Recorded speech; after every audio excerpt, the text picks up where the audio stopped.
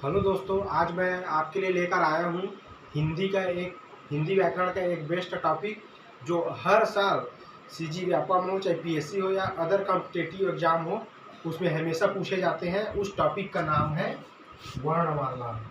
उस टॉपिक का क्या नाम है? वर्णमाला। इसको इंग्लिश में बोलते हैं अल्फ़ाबेट। ठीक है, वर्णमाला। इससे तरह तरह के प्रश्न पूछे जाते हैं और बच्चे जो है गुमराह हो जाते हैं और एग्जाम में गलत टिक मार के आते हैं।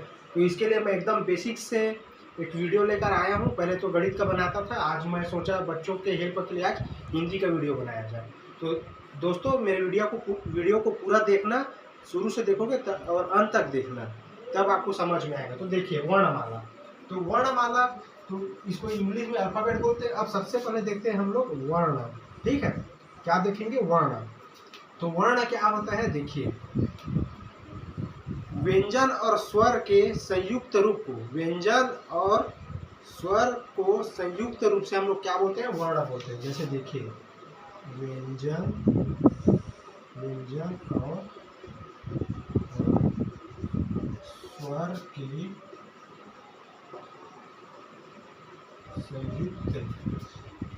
संयुक्त रूप, व्यंजन और स्वर के संयुक्त रूप वर्ण कहलाते हैं। क्या कहलाते हैं? वर्ण कहलाते हैं। ठीक है दोस्तों, वर्ण कहलाते हैं या कहते हैं।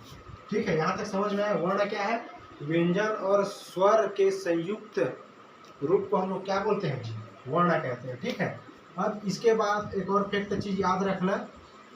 ठीक है, भाषा की सबसे छोटी इकाई क्या कहलाती है? ध्वनि कहलाती है। भाषा की सबसे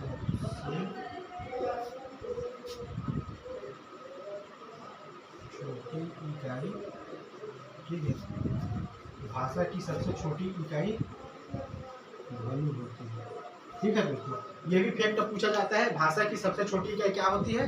ध्वनि होती है। ठीक है दोस्तों, ठीक है, यहाँ तक समझ में आए? भाषा की सबसे छोटी इकाई को क्या बोलते हैं? ध्वनि कहते हैं। ठीक है, और एक और याद रखना, ध्वनि के मूल रूप को क्या बोलते हैं जी? वर्ण कहते हैं। वर्ण कहते हैं। ठीक है, ये तीनों फैक्टर से बार बार प्रश्न पूछे गए हैं। तो वर्ण किसे कहते हैं? व्यंजन और स्वर के संयुक्त रूप को हम लोग क्या बोलते हैं? वर्ण कहते हैं। ठीक है जी, और भाषा की सबसे छोटी इकाई क्या होती है? ध्वनि होती है। ठीक है, ये समझ में आया? और देखिए दूसरा फैक्टर, तीसरा, ध्वनि के मूल रूप को क्या बोलते हैं जी? ध्वनि के मूल रूप को क्या बोलते हैं? वर्ण कहते हैं। ठीक है, वर्ण कहते हैं। ठीक है, और देखिए वर्ण का क्या, इसका क्या करते हैं? इस वर्ण का हम लोग विखंडन नहीं कर सकते, इसको टुकड़े टुकड़े में बांट नहीं सकते। ठीक है, तो देखिए इसका टुकड़े या खंड नहीं कर सकते। ठीक है, इसका वर्ण का हम टुकड़े या खंड में इसको और नहीं तोड़ सकते। जैसे फॉर एग्जाम्पल, जैसे देखिए, जैसे ये आ है, देखिए दोस्तों, आ, क्या इसको हम और तोड़ सकते हैं? इस आ को तोड़ सकते हैं क्या? नहीं तोड़ सकते ना। ठीक है, और दूसरा जैसे, और देखते हैं ई, क्या हम इस ई को और दूसरे रूप में तोड़ सकते हैं क्या? किसी और से मिलकर बने क्या ई? नहीं, तो इसको नहीं तोड़ सकते। जैसे एक और उदाहरण लेते हैं, जैसे क।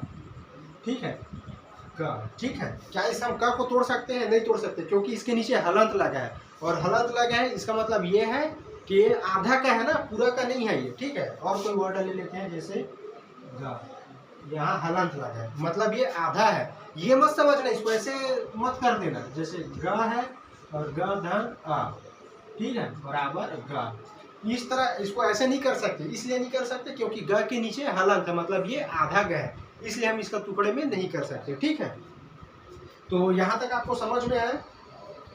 ठीक है, वर्णमाला क्या है? तो वर्ण, देखिए वर्ण क्या है? व्यंजन और स्वर के संयुक्त रूप को हम लोग क्या बोलते हैं? वर्ण कहते हैं। और भाषा की सबसे छोटी इकाई को क्या कहते हैं जी? ध्वनि कहते हैं। ठीक है, और ध्वनि के मूल रूप को हम क्या बोलते हैं? वर्ण कहते हैं। ठीक है, यहाँ तक समझ में आए? और इस वर्ण को टुकड़े या खंड नहीं कर सकते। ठीक है, इसको और नहीं तोड़ सकते। जैसे अ हो गया, ई हो गया, ग हो गया, इसमें हलंत लगा है, आधा ग हो गया। इस तरह से हम लोग इसको टुकड़े में या इसका विखंडन नहीं कर सकते। ठीक है, अब देखते हैं। अब यहाँ तक समझ में आ गए। अब देखिए, वर्ण, कैसे किसको बोलते हैं, वर्णमाला किसको कहते हैं। तो देखिए, वर्णों के व्यवस्थित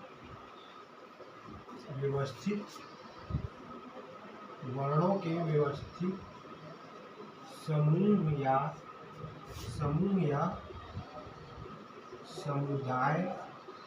समुदाय को क्या कहते हैं, वर्णमाला कहते हैं। ठीक है जी, क्या कहते हैं, वर्णमाला कहते हैं। ठीक है दोस्तों, यहाँ तक समझ में आए। वर्णमाला किसे कहते हैं, तो वर्णों के व्यवस्थित समूह या समुदाय को हम लोग क्या कहते हैं जी, वर्णमाला कहते हैं। ठीक है, अब देखिए, अब वर्णमाला कितना है, वर्णमाला टोटल कितना है, 52 है। तो देखिए, हिंदी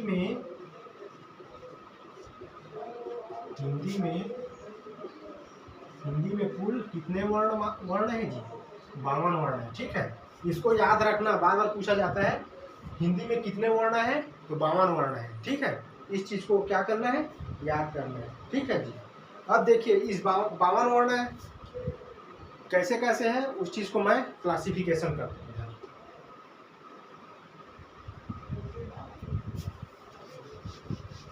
यहाँ तक समझ में आ गया। अब इसका आगे देखते हैं, 52 वर्ण कौन कौन से हैं, इसके बारे में मैं आपको बताता हूँ।